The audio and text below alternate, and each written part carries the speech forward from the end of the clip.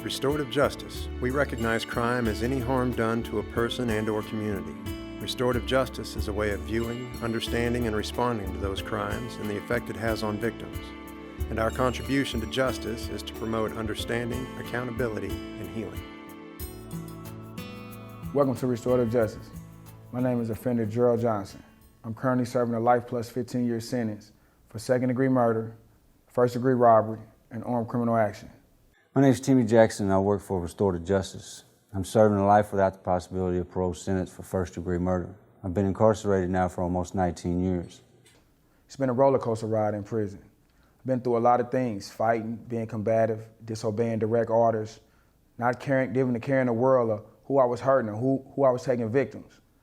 Light clicked off in my head and I knew that I had to change. That's when I inquired and got my GED. Made me feel good about myself. Made me know that I can do something different. It was a positive sin within myself because I wasn't getting that out there in the street in the real world, because that's all I knew was the street life. I also applied for restorative justice, where the fund black man, he gave me a chance. And since that chance, it's been 5 years ago. Now I'm the overall lead man here. And giving back is one of the things I love doing.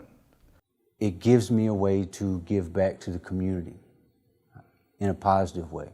I have no way of doing that because of my sentence and the crime that I committed.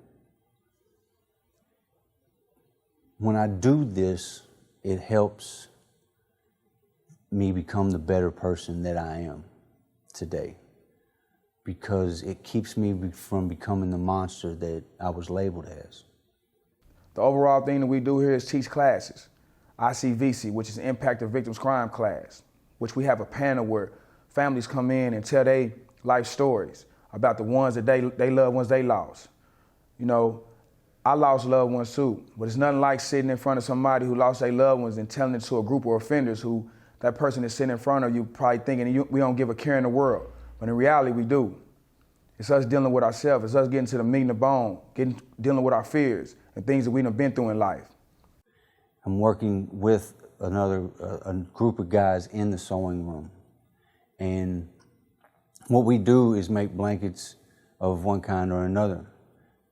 We make weighted blankets from the sizes of toddlers to an adult. We make weighted vests for toddlers to adults. Going back to the classes, we teach decision making and goal setting. We teach building healthy relationships. We teach Let's Talk, teach gang intervention, GIP. We teach BIP, which is batters intervention. We also teach life skill training class. Life skill training class is one of our new classes that we put together up here at Restorative Justice. The reason being is because these guys is finna go home. These guys is finna go home and need the tools when they get home to know how to do a resume, know how to do an application, know how to be able to go in an environment and sit down and do an interview and look a person in the eye and let them know that they really want the job. We also make weighted fidgets for all the elderly with dementia or Alzheimer's. And then the newest addition that we just started is the weighted fidgets. And these are for children that is testifying about the worstest day of their lives. And it gives them something to focus on other than the nervousness or their monster that's sitting on the other side of the stand with them. We deal with a lot of different organizations as well. Parents of Murdered Children, Central Missouri. Parents of Murdered Children, St. Louis, Illinois chapter. We also deal with Honor Flight. We deal with national disasters where we donate quilts, such as Joplin and Houston. We also work hand in hand with the Department of Mental Health, Central Connections, First Step, and other organizations that deal with mental illnesses of one kind or another. We also work with nonprofit organizations and make specialty blankets of whatever design they would like. And we do this for them for fundraisers where they can generate money for their organizations. Also, everything that you see is donated in and donated out of this organization. And it's sponsored mostly by people as yourself for donations, because without people's donations, we would not be able to do the things that we do. Them things make me feel good about what I do. Being able to have a victims' rights ceremony every year in April when they come and and sit down and talk and eat with us and laugh and even cry. You know, a lot of people scared of that, sitting there crying. It's many nights I sit in my cell and cry. It's many nights that I done been through things that a lot of people don't know, you know? But that's me dealing with me. When I do this, it helps me become the better person that I am today. Man, I've been through so much to where it's been times that I just was laying on the streets, man, not knowing what I was doing, selling drugs, gang banging, getting shot up.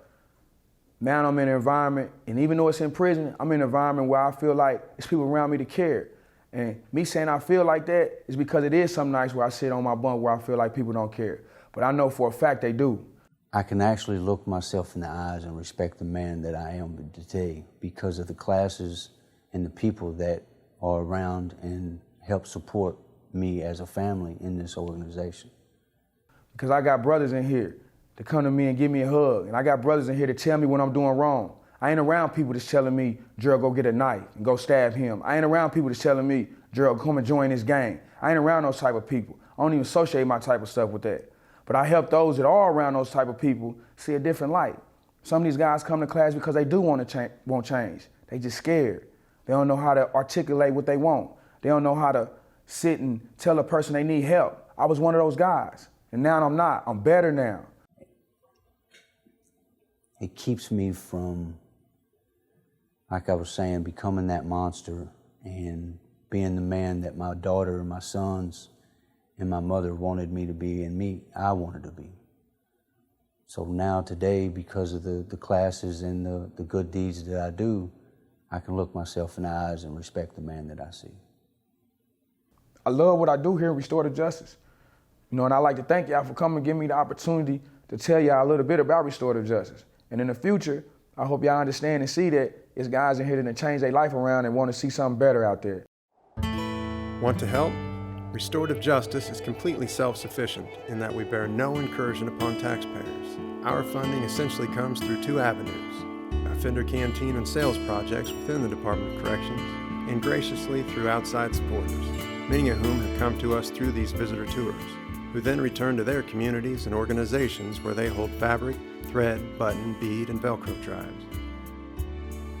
To find out what we currently lack or how you can help, or if you belong to a nonprofit organization and would like one of our existing products, a specialty quilt or customized item for your organization, please send an email to the address below, kevin.yancey@doc.mo.gov.